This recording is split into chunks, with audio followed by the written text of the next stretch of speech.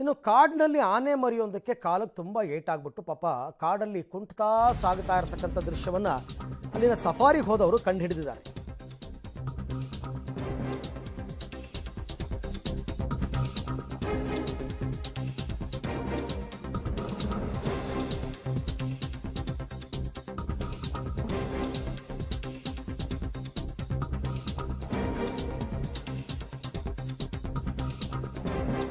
ಕಾಡಿನಲ್ಲಿ ಆನೆ ಮರಿಯೊಂದಕ್ಕೆ ಕಾಲಿಗೆ ಪೆಟ್ಟಾಗ್ಬಿಟ್ಟಿದೆ. ಕುಂಟುತ್ತಾ ನೋವಿನಲ್ಲಿ ನಡೆದಾಡ್ತಾ ಇದೆ ಮರಿಯಾನೆ ಪಾಪ.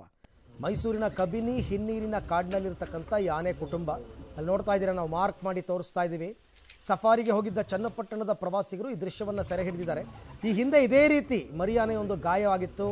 ಆಗ ಮರಿಯಾನೆಗೆ ಚಿಕಿತ್ಸೆ ಕೊಟ್ಟಿದ್ರು ಅರಣ್ಯಾಧಿಕಾರಿಗಳು. ಈಗ ಮತ್ತೆ ಈ ಮರಿಗೂ ಕೊಡಬೇಕು. ಅರಣ್ಯಾಧಿಕಾರಿಗಳು ಎಚ್ಚೆತ್ಕೊಂಡು ಅದಕ್ಕೊಂದು ಟ್ರೀಟ್ಮೆಂಟ್ ಕೊಡಬೇಕಾಗತ್ತೆ. ನೋಡಿ ಪಾಪ ನಡೆಯೋದಕ್ಕೂ ಆಗ್ತಿಲ್ಲ. ಅದಕ್ಕೆ ಏನು ಪ್ರಾಬ್ಲಮ್ ಆಗಿದೆ ಅಂತ ಗೊತ್ತಿಲ್ಲ. ಕಾಲಿಗೆ ತುಂಬ ಏಟಾಗ್ಬಿಟ್ಟಿದೆ.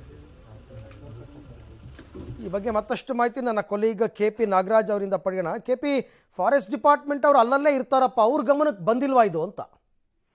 ಅಲ್ಲ, ಇದರಲ್ಲಿ ಒಂದು ಮಾಹಿತಿಗಳನ್ನ ನಾನು ಪಡ್ಕೊಳ್ತಾ ಇದ್ದೆ ಅರವಿಂದ್.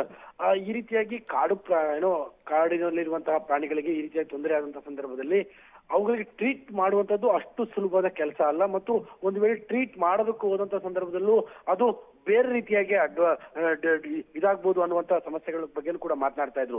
ಈ ಹಿಂದೆ ಒಂದೂವರೆ ವರ್ಷದ ಹಿಂದೆ ರಾಹುಲ್ ಗಾಂಧಿ ಅವರು ಕೂಡ ಇದೇ ರೀತಿಯಾಗಿ ಮೈಸೂರಿನ ಇದೇ ಸ್ಥಳದಲ್ಲೇ ಒಂದು ಸಫಾರಿಗೆ ಬಂದಂತ ಸಂದರ್ಭದಲ್ಲಿ ಅವರು ಕೂಡ ಇದೇ ಒಂದು ಆನೆಗೆ ಈ ರೀತಿಯಾದಂತದ್ದನ್ನ ಟ್ವೀಟ್ ಮಾಡಿದ್ರು. ಆ ಸಂದರ್ಭದಲ್ಲಿ ತುಂಬಾ ರಿಸ್ಕ್ ಅನ್ನ ತೆಗೆದುಕೊಂಡು ಅರಣ್ಯಾಧಿಕಾರಿಗಳು ಆನೆಗೆ ಚಿಕಿತ್ಸೆಯನ್ನ ಕೊಡುವಂತ ಕೆಲಸವನ್ನ ಮಾಡಿದ್ರು. ಯಾಕೆಂದ್ರೆ ಈ ಮರಿ ಆನೆಯು ಕೂಡ ಮರಿಯಾನೆ ಆಗಿದೆ. ಇದಕ್ಕೆ ಅರವಳಿಕೆ ಚುಚ್ಚುಮದ್ದು ಹಾಕಿ ಆನಂತರದಲ್ಲಿ ಅದನ್ನ ಸೆರೆ ಹಿಡಿದು ಟ್ರೀಟ್ಮೆಂಟ್ ಮಾಡ್ಬೇಕಾಗುತ್ತೆ. ಇದು ಗುಂಪಾಗಿ ಇರುವಂತಹ ಸಂದರ್ಭದಲ್ಲಿ ಯಾವ ರೀತಿಯಾಗಿ ಮಾಡ್ಬೇಕು ಅನ್ನುವಂಥದ್ದೇ ಈಗಿರುವಂತಹ ಪ್ರಶ್ನೆ. ಸದ್ಯಕ್ಕೆ ಏನು ಚನ್ನಪಟ್ಟಣದಲ್ಲಿ ಬಂದಂತಹ ಪ್ರವಾಸಿಗರು ಇವತ್ತು ಬೆಳಿಗ್ಗೆ ಈ ದೃಶ್ಯವನ್ನ ತಮ್ಮ ಮೊಬೈಲ್ ನಲ್ಲಿ ಸೆರೆ ಹಿಡಿದಿರುವಂತಹದ್ದು. ನಾವು ಕೂಡ ಅರಣ್ಯಾಧಿಕಾರಿಗಳಿಗೆ ಈ ವಿಚಾರವನ್ನ ಗಮನಕ್ಕೆ ತಂದಿದ್ದೇವೆ. ಅವ್ರಿಗೂ ಕೂಡ ಈ ವಿಡಿಯೋವನ್ನು ಕೂಡ ಕಳಿಸಿದ್ದೇವೆ ಅರವಿಂದ್. ನೋಡ ಮುಂದೆ ಇದನ್ನ ಯಾವ ರೀತಿಯಾಗಿ ಫಾಲೋ ಅಪ್ ಮಾಡಬಹುದು ಅಥವಾ ಇದಕ್ಕೆ ಚಿಕಿತ್ಸೆ ಕೊಡ್ಸಕ್ಕೆ ಸಾಧ್ಯನಾ ಅನ್ನುವಂಥದ್ದರ ಪ್ರಯತ್ನದಲ್ಲಿ ಪಬ್ಲಿಕ್ ಟಿವಿಯು ಕೂಡ ಇದೆ. ಇದಕ್ಕೆ ಸಂಬಂಧಪಟ್ಟಂತೆ ಆಲ್ರೆಡಿ ಅರಣ್ಯಾಧಿಕಾರಿಗಳಿಗೂ ಕೂಡ ಮಾತನಾಡ್ತಾ ಇದ್ದೇನೆ Arvind. Okay KP, thank you ತಮ್ಮ ಎಲ್ಲ ಮಾಹಿತಿಗಾಗಿ. ನಿಜ ಅದು ತುಂಬ ರಿಸ್ಕ್. ಅದು ಆನೆಗಳು ಮರಿಗಳನ್ನ ಬಿಟ್ಕೊಡಲ್ಲ ಅಷ್ಟು ಸುಲಭಕ್ಕೆ.